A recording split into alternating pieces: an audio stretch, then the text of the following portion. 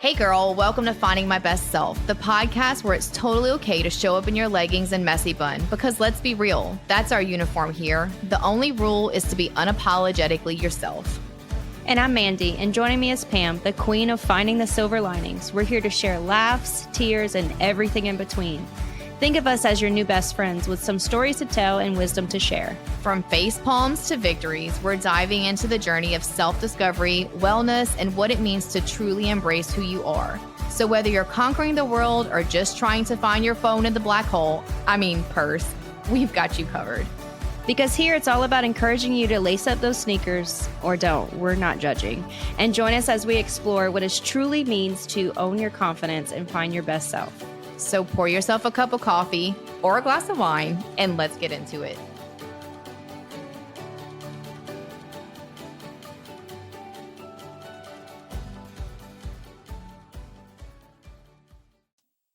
Hello and welcome back to another episode of Finding My Best Self podcast. I am your host today, Pam Rivet, and with me I have Jenna Guerrero.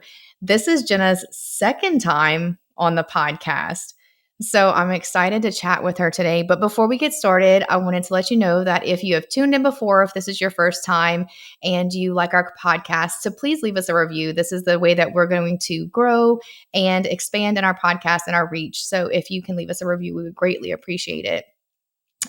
Jenna is not only a good friend of mine, but she is many other things. She plays a lot of roles and she's a very, very successful woman in her career and in our community as well. She does a lot within the community, and I'll let her share a little bit about herself shortly. But we have some big news, and I want to start off with that.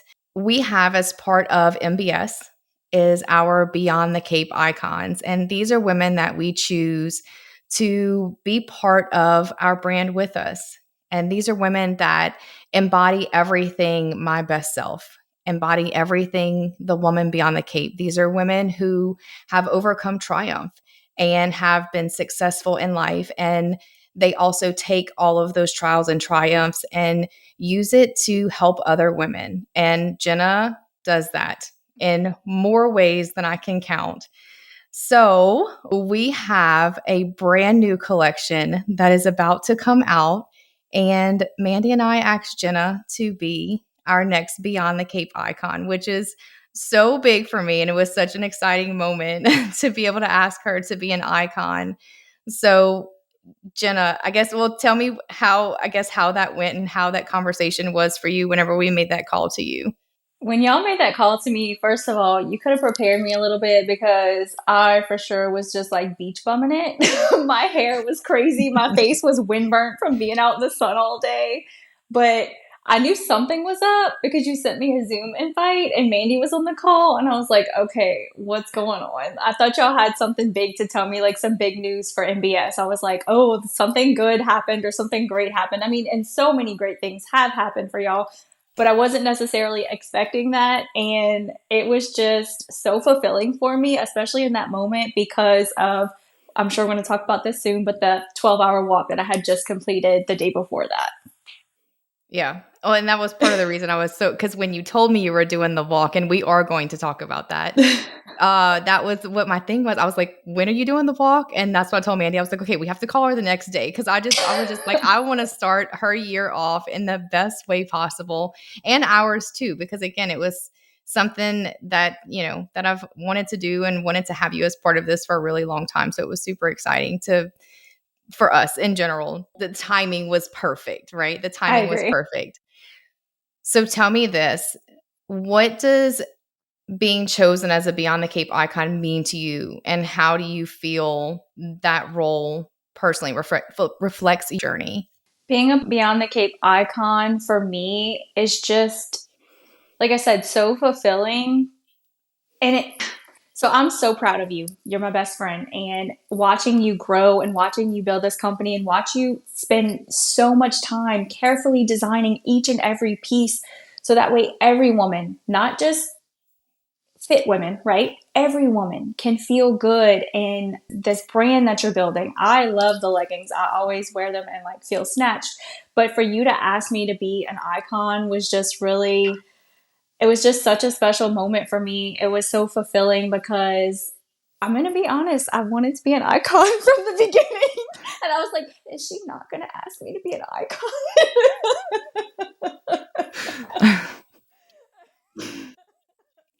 That would never happen. And then you did. And I was like, oh, it's about time. The relief set in.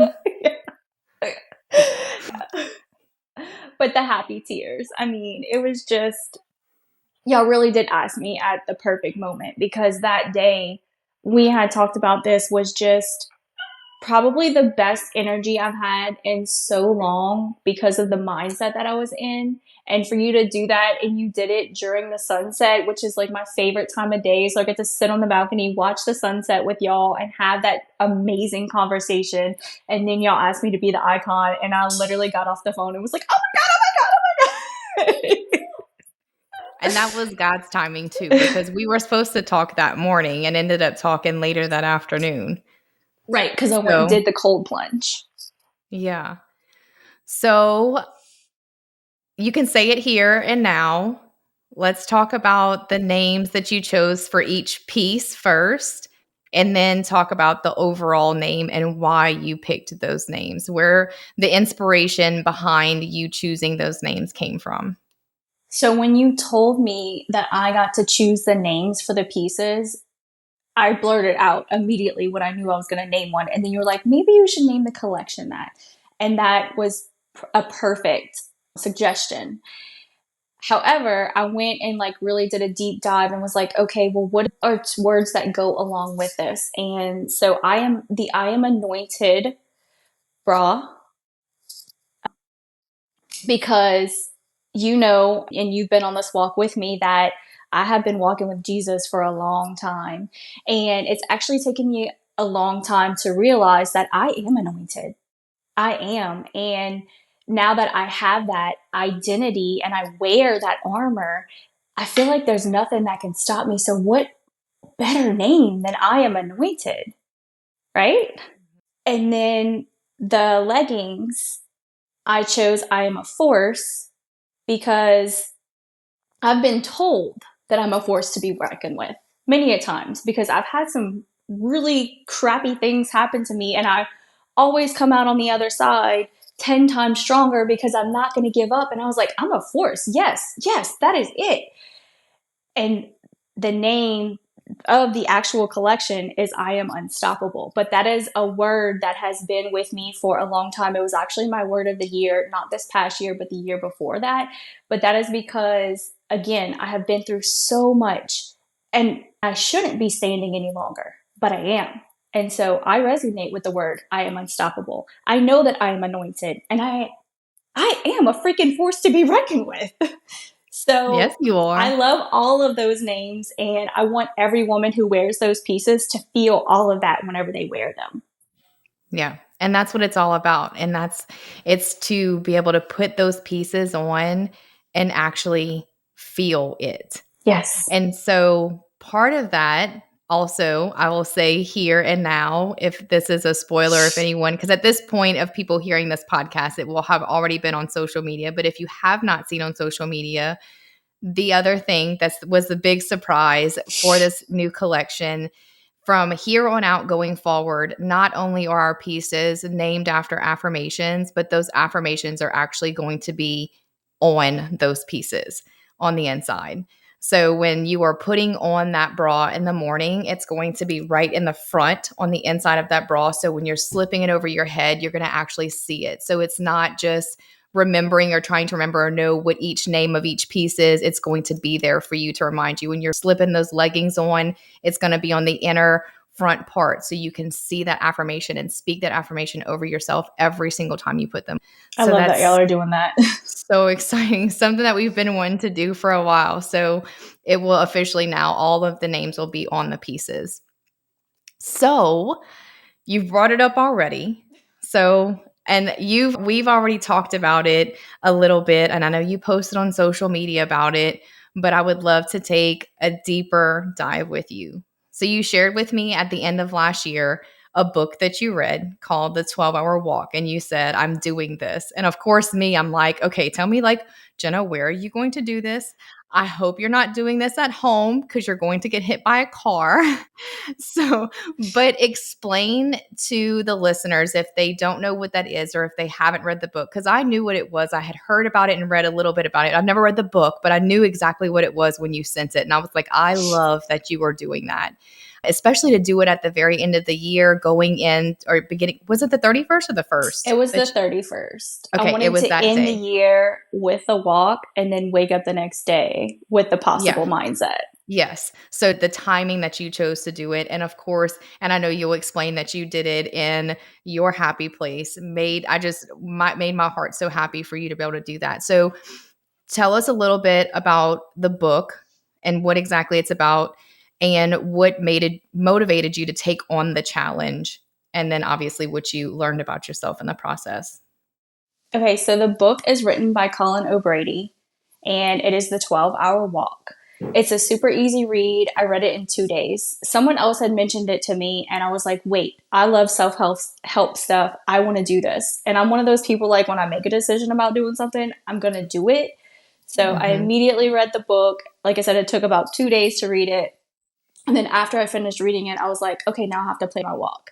But in the book, he talks about all of the limiting beliefs that we tell ourselves, every single one of them. I don't have enough time. I don't have enough money. I don't have enough resources. He goes through, each chapter is dedicated to a limiting belief. And he has all of these stories of these things that have happened to him in his life. Like, he burned his legs off. Mm-hmm. Crazy things that, again, would have a normal person, I guess you could say, or someone who doesn't have a go-getter mindset or a I can achieve anything mindset, would have just given up and settled for those circumstances. But he did not. He even trained to be an Olympic athlete for years and never actually made it to the Olympics. But that, again, did not stop him. And the stories that he tells, you can visualize what he's saying. You're laughing when he's laughing. You're almost on the brink of tears at some point. And the funny part about it is, which is probably why I love this book also, is his wife's name was Jenna. And she was his helping hand throughout everything. And I remember texting my friend who recommended the book to me, and I was like, thank God he had a Jenna.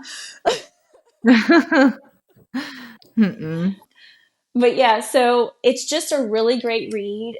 Even if you don't currently have a possible mindset and you do have a whole lot of limiting beliefs, it would be a great read for someone like that too, to inspire you to not be a victim of your circumstances. And that's something that I've always believed in, not being a victim of your circumstances. You always have the choice. You always have the right to change the trajectory of your life. It is up to you, right? Mm-hmm.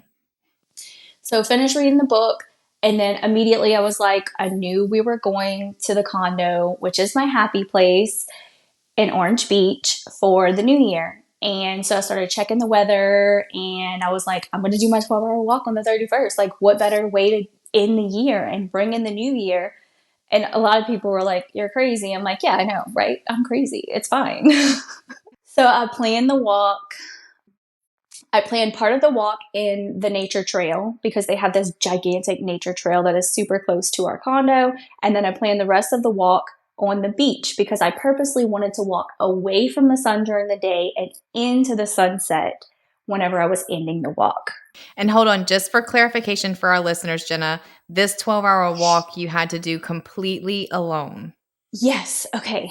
Talk That's the about part I the forgot. rules of it. Yeah, talk That's the about the part. rules of the walk. Okay. Yeah, I forgot about that. So in this walk, you cannot have your phone on. So I had to put my phone on airplane mode. You cannot have earbuds. You can't listen to a podcast or music or anything. It is you alone with your thoughts for 12 whole hours. And for some people, that is terrifying. But for me, I was like super excited about it. I was like, oh, yeah, I can't Yeah. wait. Yes. I would be too. So excited. I want to talk about the spiritual attack, though. So the night before my walk, I did not sleep. And it wasn't because of excitement. It was because there was a spiritual attack on me. The devil was trying to tell me that during this walk, I was going to get lost, or someone was going to abduct me, or like just crazy off the wall things were going to happen to me to stop me from doing this. And I recognized that it was an attack from the enemy. So I just rebuked that attack and I prayed and I was like, I rebuke fear and negativity and all of the negative things that are coming into my mind. I rebuke those in the name of Jesus Christ. And then the next morning I woke up, and I think it's important to say this also. If you're going to do the walk in the wintertime, just know that you're going to start when it's dark and you're going to end when it's dark, because there's a lot less daylight. So I started my walk at 6 o'clock in the morning. And this is one of probably the most valuable lessons I learned during that walk. I am just naturally fast at doing everything. I'm ADHD. I squirt, I get things done and I get them done quickly. Everything is always a race for me. I am so competitive. And whenever I started the walk, I'm walking so fast. And I heard the Lord tell me to slow down. And I stopped and I was like, what? He's like, slow down. Life is not a race. Today, you have 12 hours. It doesn't matter how much ground you cover. This is not a competition. You are not in competition with anyone. Not today, not tomorrow, not any day. It is you versus you. And I was like, man, that's how today is going to start. But it was such a valuable lesson for me because it is the truth. Most of the time, if I'm not first, I beat myself up over it. I have a perfect example of how I know that is cured for me though, because our numbers just came out for the month of December and I didn't make the top 3. And normally I would really just beat myself up over something like that and be like, man, you should have worked harder. You should have done this. You should have, sold more houses. You should have made more phone calls. But instead, I looked at that graphic and I paused for a minute. And then I reached out to every single person that did make top 3 and I congratulated them because they deserve that, because they worked hard. And so I love that for me because I typically would have gotten jealous that I wasn't in that top 3. So that was such a valuable lesson. I think everyone can learn that lesson in life, that it's not a competition. You're not competing against your neighbor or your husband or your sister or your brother or anyone. It is you versus you. You should be striving to be 1% better every single day. Yeah. So anything else from the walk that was just eye-opening or realizations that you had? Okay, how many things can I share? I mean, share as much as you want. Okay, so I want to talk about the miracle that happened for sure. Because our God is a God of miracles and he is still performing miracles today. He performed a miracle for me on that beach. I was in hour 6 and I checked the weather before the walk. You heard me say that already. The weather was supposed to be perfect all day long. It was supposed to be blue skies. It was supposed to be sunny, 60 to 70 degrees. And hour 6, the rain clouds rolled in. It got so dark. The wind started blowing. I was cold. I was covered in goosebumps. And I was like, oh my gosh, what am I going to do? Am I going to stop walking? Am I going to walk in the rain? Because that's who I am as a person. I'm like, I'm not going to stop walking. I'm going to walk in the rain if it rains. Am I going to text my husband and tell him to meet me with a sweater on the beach because I'm really, really cold? And then I remembered that I prayed for God to change the weather for me once, and he did. So I spoke out of my mouth, Father, I do not want to end this walk right now. I want to complete this 12 hours. So if you could please push the clouds away from me and make the sky blue and have the sun come out and warm me up because I'm so cold right now. If you could do that for me.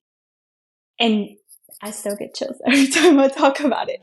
Minutes later, not even minutes later, The clouds pushed away, just as I said, just pushed away, and the bluest skies came out, and the sun was out, and it warmed me up, and I just stopped and looked up, and I was like, thank you, Father. You are the God of miracles. You are still doing miracles today, and I'm so thankful, and I'm so gracious. And so I really want to encourage people to know that God does hear your prayers. And if you confess them with your mouth and you believe in your heart that He can do them for you, He will. He will do them for you. I mean, He changed the weather for me. Imagine what He could do for you, anyone else who's listening to this right now. A couple of other things that I want to talk about during this walk. The amount of clarity that I was able to gain. I confessed my sins out loud to Him. And even some things, I'm sure there's other people who can relate to this. And this is something that I may have been ashamed of saying before. And I've said this to you before because you're my best friend. But sometimes I don't feel like I'm a good person because of the thoughts that go through my head. Because sometimes they're very unkind and they're not things that I want to think. And I'm like, wait, where is this coming from? So I confessed that out of my mouth. And I was like, Father, some of the thoughts that come into my head, I know they're not good thoughts. They're not godly thoughts. They are not loving the way that you love us. And so for that, I feel like I'm unworthy. And how do you heal that? How do you cure that? And I've been asking God for a very, very, very long time to speak to me. I want you to speak to me. I want you to tell me what to do or tell me where to go. What should I be doing with my life? Because I don't know. And that day, He did speak to me on a lot of things that I have just been dealing with and battling with, that I've just wrestled with, that I didn't know I needed clarity on.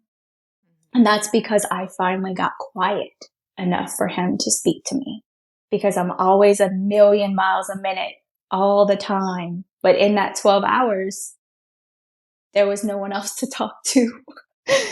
And that might sound bad because I talk to God all the time. But I think more than anything, it was me being quiet, me waiting for the answers.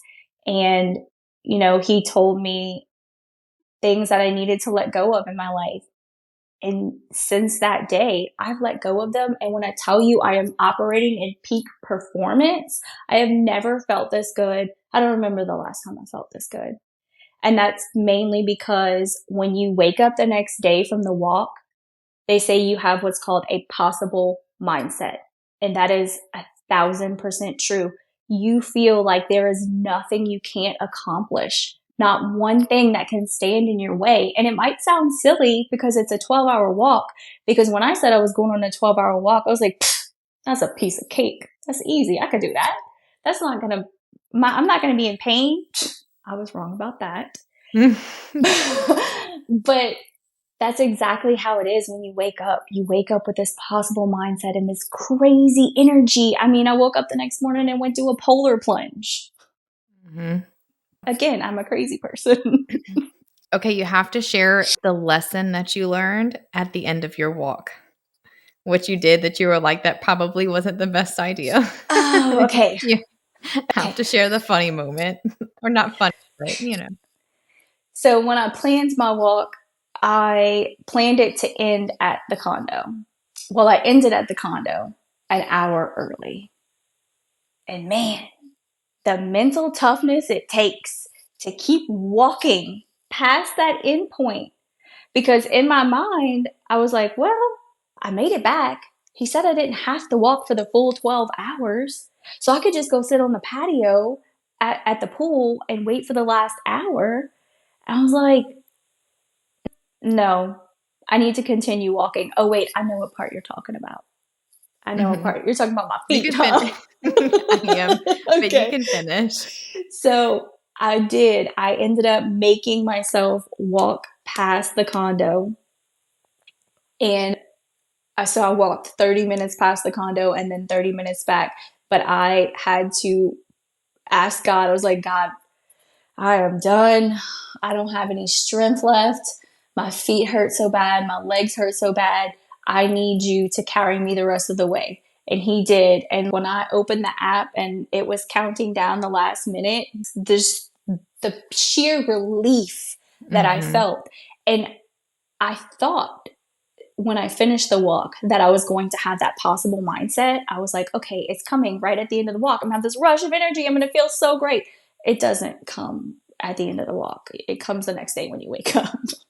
And I told you, I was able to totally relate to that when you told me that about how it's not the beginning that's hard, it's the end. And whenever I did 75 hard and I had that same mindset, like, I got this, I already work out every day. I already eat all the right, like all I got to do is make sure I'm drinking enough water and make sure I read every single day. Like, I got this.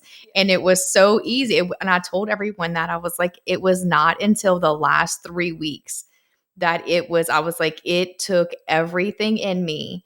I prayed so much. There were so many days where I was like, I mean, I did 60 something days already. I did, and but I was like, no, I have to finish. I have to like, this is what I committed to. And so I was like, it's the end that was hard. It took everything in me to not just stop, and to push through. And that the last part is the hardest. It's when that mindset shift really has to kick in. Yep. That's when it's definitely you versus you. Yeah. Yeah. Okay. All right. Tell the story about your feet. Because of course you told me and you were like, I mean, I thought that's what I should do. And I'm like, that was so dumb. Okay. So I'll just say that the first 8 hours of this walk are a breeze. It's when you get to the last 4 that you start contemplating ideas of how to make your legs feel better, how to make your hips feel better, how to make your feet feel better. And because I stupidly chose to walk the shoreline, which was at an angle, my ankles were also really hurting too. And on the way back, I told myself when I get to 2 hours left, I'm going to take my shoes off and walk in the water because that's going to make my feet and ankles feel better. I won't be walking at an angle anymore, right? Well, I actually didn't wait till 2 hours left. I waited till 2.5 hours left and I took off my shoes. I had gotten to the bridge, took my shoes off under the bridge, tied them together and just held them in my hand. I didn't think about walking in the sand for 2.5 hours. And by the time I got finished, my feet were so raw. They felt that they were bruised and I didn't have an ounce of dead skin left on my feet. So don't do that. That was a bad idea. Right. So if you decide to do a 12-hour walk, specifically on the beach, or I mean, Maybe even just if you're on 1 the hour. road I or don't know. concrete, don't take your shoes off. Not to mention, I'm sure your feet were also frozen and raw on top of that because I know it was cool outside at that point.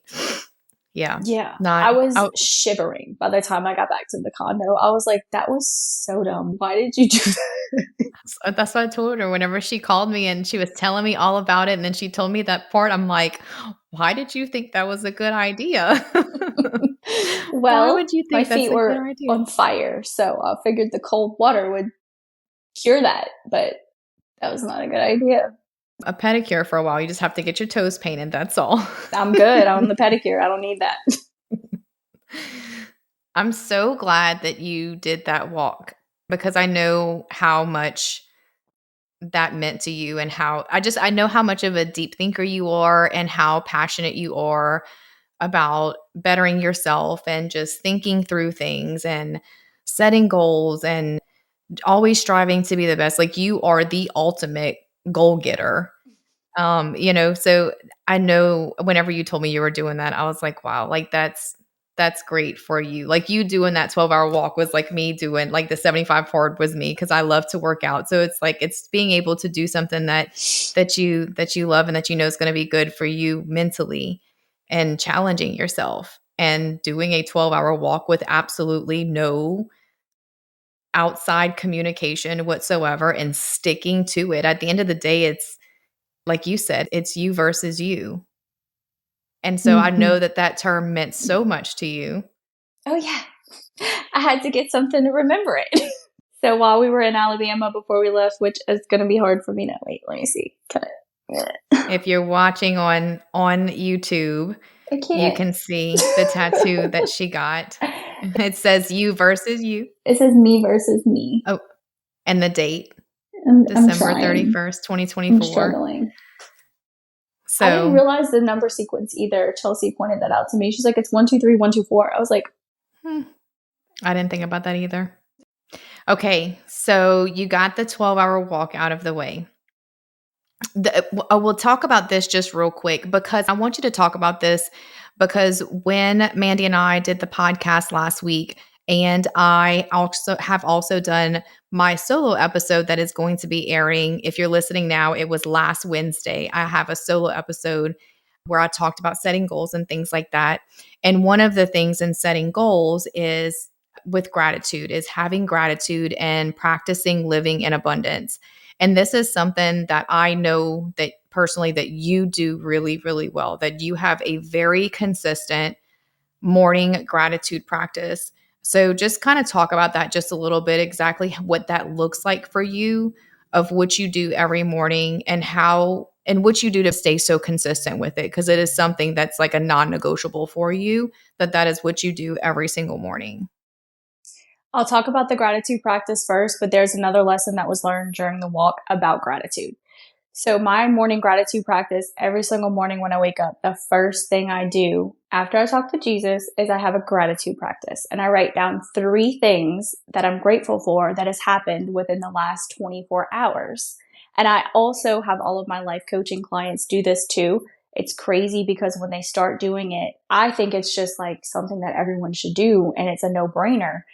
But when you start coaching people who don't have a positive mindset and they start doing this, I get messages from them about how this small practice has changed their life. So I'm going to encourage anyone who's listening, if you don't currently have a gratitude practice, this is a super easy one that you can implement into your morning routine.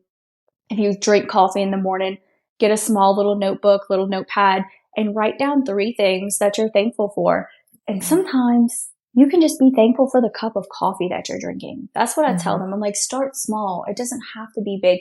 Actually, the smaller the thing, the better, because then you're finding gratitude in the little things in life. And that is what is so very important. So I'm going to go back to the 12-hour walk with the gratitude practice. While I was walking, my mindset completely shifted because I am a full-time real estate agent. And this past year, that's one of the things that I've been battling with because I'm also a certified life coach. And life coaching fills my cup so much that that's what I would love to be able to do as my full-time job one day. However, real estate is my bread and butter. That is what feeds my family. I'm a mom of 5 and we only have one income. So last year, wanting to be a life coach so badly, but still having to do real estate, that's what I was telling myself. I have to do real estate. I don't have a choice. And so it made me really kind of resentful towards that career, I guess you could say. But during the walk, I really did find a whole new appreciation and a whole new gratitude for my real estate career because I have this real estate career and I'm so good at it. I'm so blessed. I have a condo on the beach. My kids have a good life. I was able to go on a 12-hour walk. Not everyone can find 12 hours just to go on a walk by themselves because they want to. Because I decided to be so grateful for that real estate career and everything that it has done for me, it has ignited a new fire in me. And I think God was really waiting for me to realize that because last year I did not hit my real estate goal. Last year I did not have my full focus on real estate. And during that walk, I really realized that that's where I need to focus my attention. And I shared my goal with you for this year, double what I wanted to produce last year. But I have the new fire. I have the new appreciation. I'm so grateful for every single person that I get to help because selling them a house is changing their life. And along the way, I'm life coaching these people. I have a client right now who has so many irons in the fire and everything is an emergency for her, but I'm constantly pouring into her and I'm reminding her, hey, everything is going to work out exactly as it's supposed to. You don't have to stress about this. You're worrying about something that's going to happen tomorrow and it hasn't even happened yet.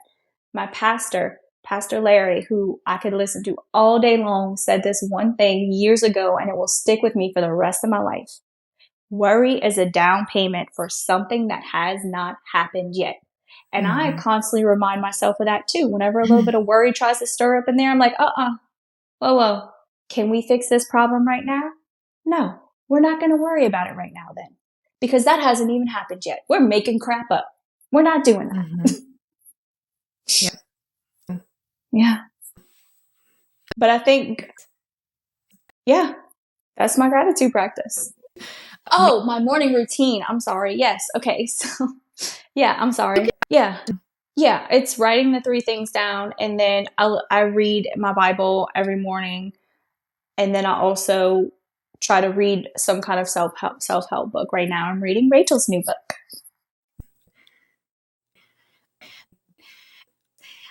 Insane.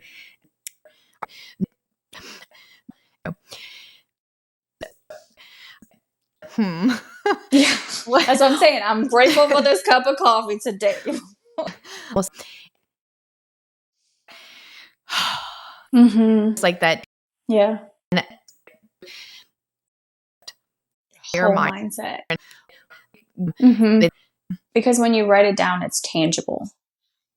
So that's why it's so important. So personally, the thing that I'm most excited about when I'm sorry, this 12-hour walk again.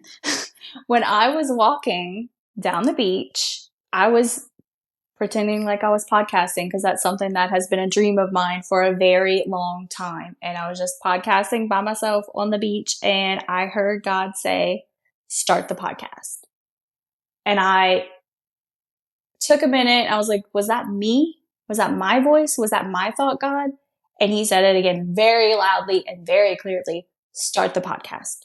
So I don't know how, and I don't know when that is going to happen, but I am a firm believer in being obedient to God and a servant. So I've been praying about it, and however it's supposed to happen, I know it's going to, but maybe later this year, I may start my own podcast, and then you could be a guest on my podcast.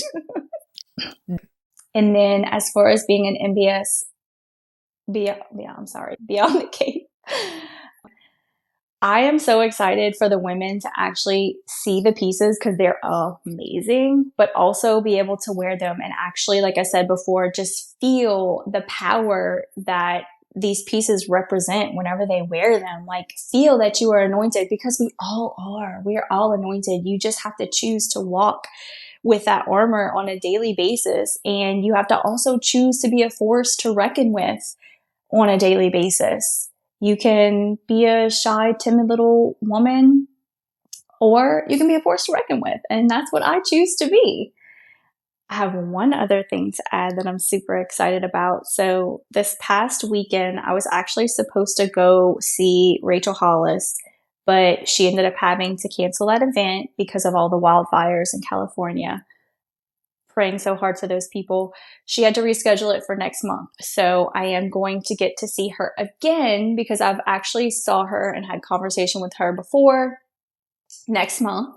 And I have made an entire presentation with every podcast episode I've ever done, every episode of American Dream TV I've ever done. I put my self-love workshop on there. I also put my most recent keynote speech on there that was about her book, Girl Wash Your Face. That was the book that changed my life. And then I also gave the keynote speech about going to her conference and calling my shot. I plan to give her that presentation when I meet her and ask if I can be a guest on her podcast.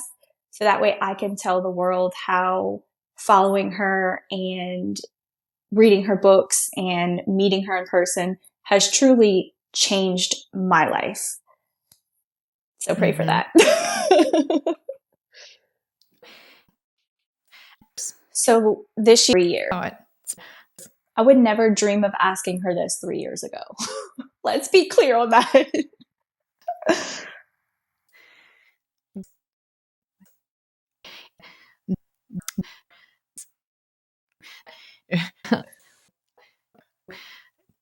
That's right. Right. Just time, genuine time.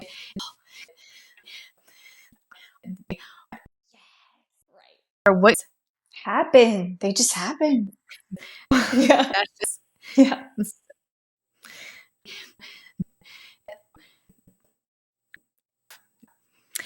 when you. Well, that's a wrap on today's episode of Finding My Best Self. It's been real. It's been fun. We hope you found a piece of your story in ours and feel a little more inspired to chase after your best self. And don't forget to share this episode with someone who needs a little boost today or a good laugh. And make sure to subscribe to our podcast so you never miss an episode. Nothing says owning your confidence like a new outfit from MBS Fitco. Check out the show notes for the link to shop our luxury athleisure. Go ahead, girl. Treat yourself. And if you've got a story to share or a topic you're dying for us to cover, drop us a line. Our email is in the show notes. Just reach out and let's keep the conversation going. So until next time, keep owning your confidence, embracing the chaos, and remember, the best version of you is just an episode away. And again, we love you and we're endlessly rooting for you.